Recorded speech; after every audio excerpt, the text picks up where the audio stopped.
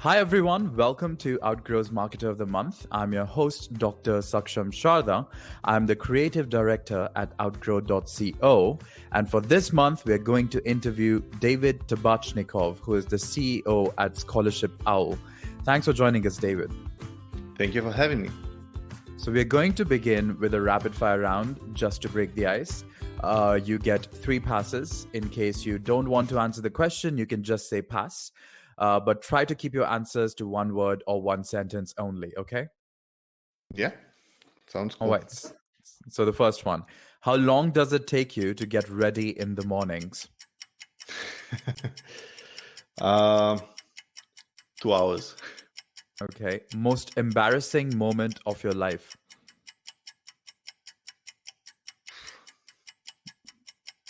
Most embarrassing.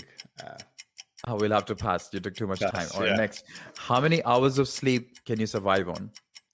3 to 5. Okay. Fill in the blank. An upcoming marketing trend is blank. Creators and influencers.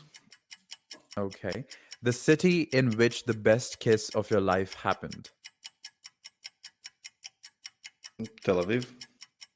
Pick one, Mark Zuckerberg or Jack Dorsey. Jack Dorsey. The first movie that comes to your mind when I say the word ambition.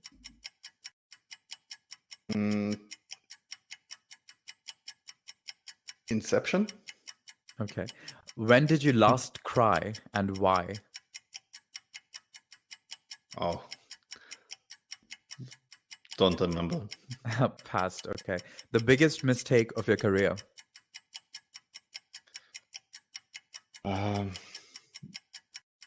Going to Google. Okay. How do you relax? Walks or video games. How many cups of coffee do you drink per day? Actually, can I change the answer for the previous one? Because that's not Okay. right. So, How do you relax? scuba diving. Okay. How many cups of That's- coffee do you drink per day? 2 to 3. Okay. A habit of yours that you really hate. That I really hate or really hate? Really hate, yeah. Really hate. Taking too long in the morning. The most valuable skill you've learned in life. To diversify my skill set. And finally, your favorite Netflix show.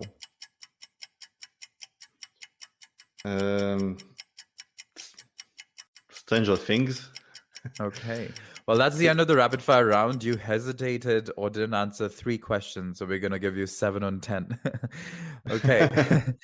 All right. So let's go on to the bigger questions now. The first one is, tell us more about your company, ScholarshipOwl, and how it helps students. And do you focus on students all around the world? So ScholarshipOwl helps connect between scholarship providers and students seeking financial help for their education. Our mission is basically to make private scholarships a viable alternative to student loans. Today, we focus only on US students. We are looking into to expand internationally eventually, but today 99% of our students are US based. But what is? Oh, go ahead. No, I just wanted to add that the cost of education is the highest in the US, so the problem is the biggest. And is your website a subscription-based model, or is it free to use? How do you go about charging students for this? So, I need to go a bit deeper into what the platform itself is. And basically what we do is we leverage AI and machine learning and big data to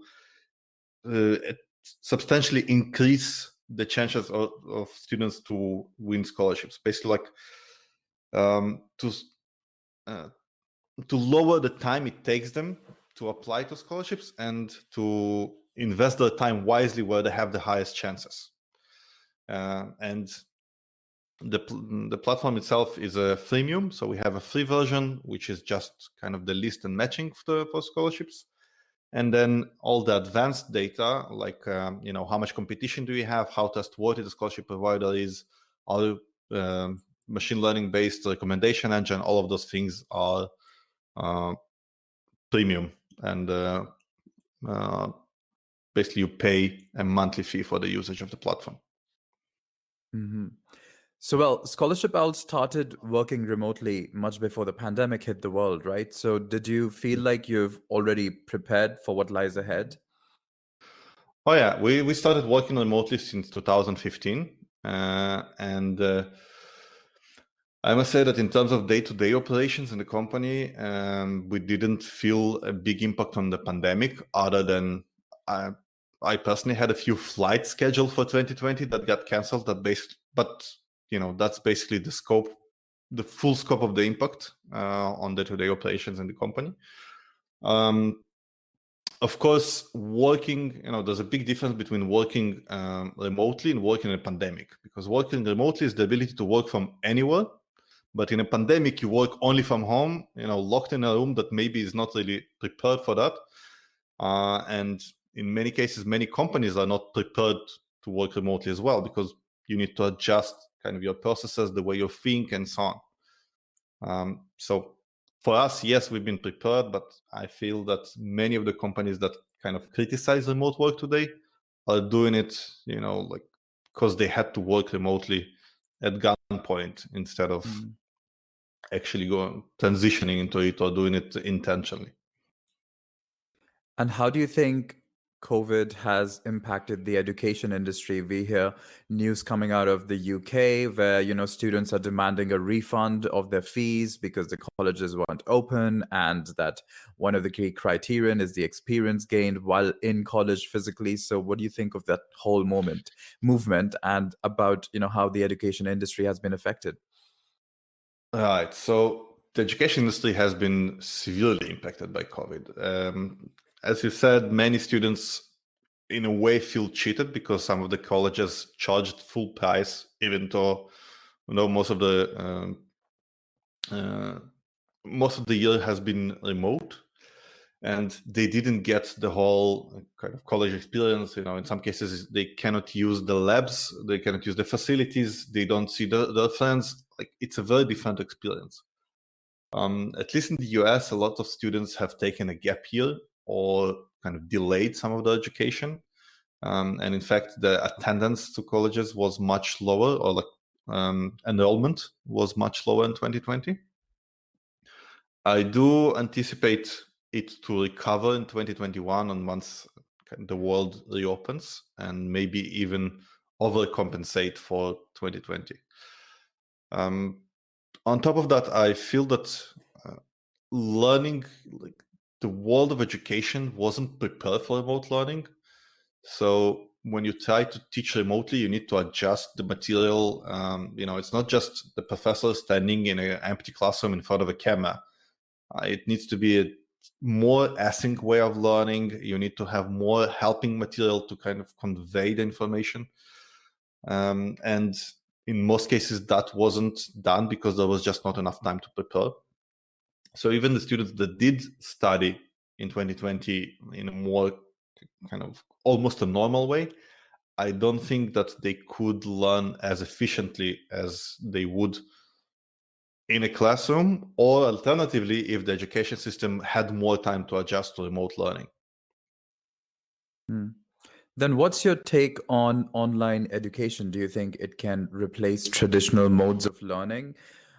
Do you think there's a university bubble that is going to burst or something, and that online education is going to make more inroads?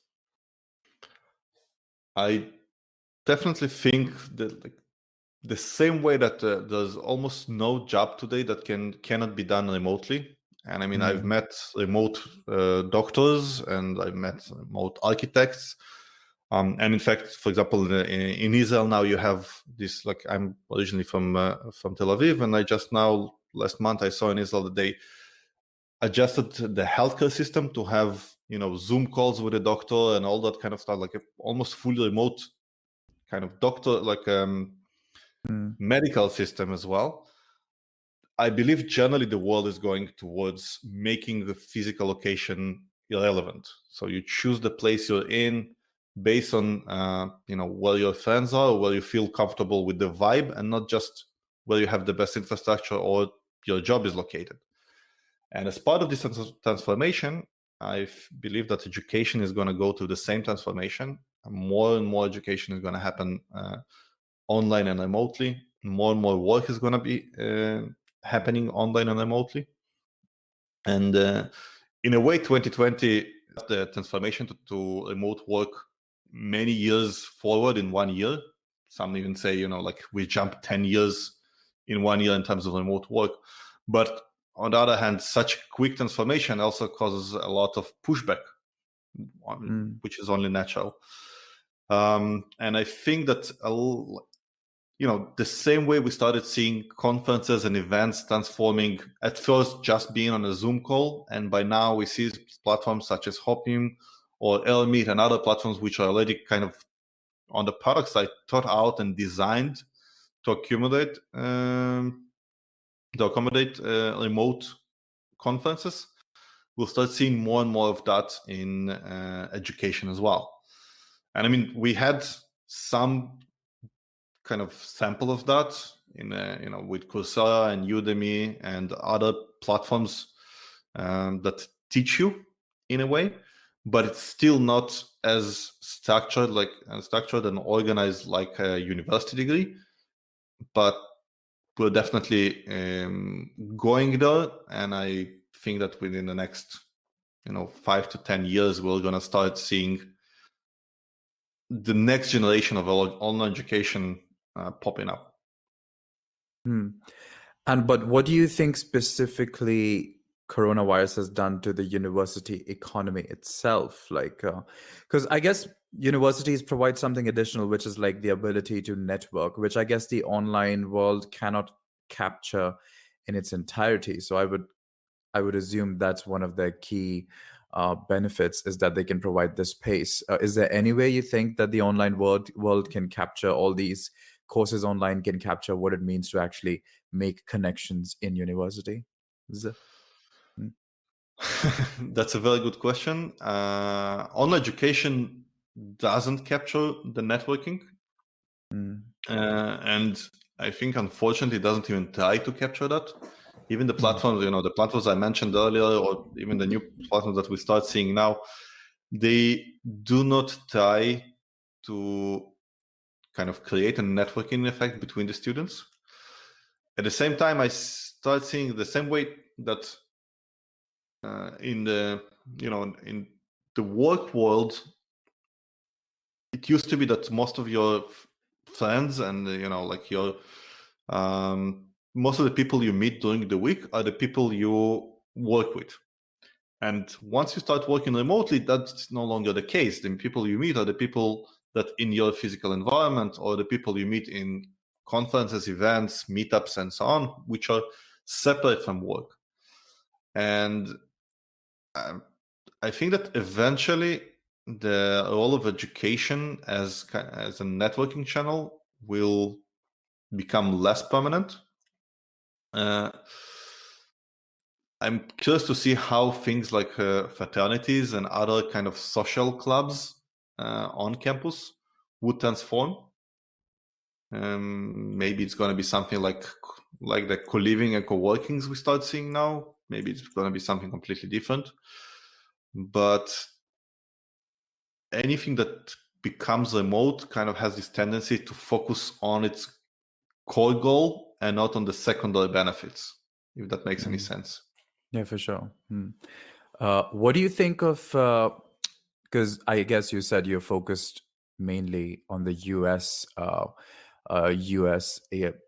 education scene, but we are seeing now in QS World Rankings, etc., that a lot of universities from China and a lot of universities from other parts of the world are starting to become places where people want to go to. So what is your plan for expansion? Are you going to expand into Asia? Are you going to expand into Europe? Well, in terms of plan of expansion, definitely we will expand eventually to Asia.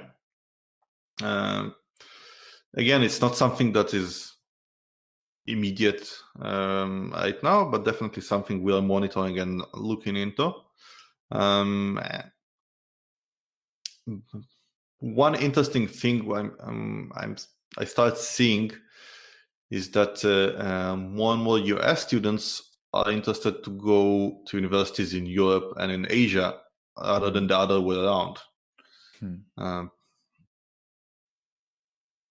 And these are basically students in STEM fields, or is it science fields, or are they students in like literature fields? What fields are these? I wouldn't say that I can nail it down to a specific type of degree, but obviously STEM fields have more of an incentive to go.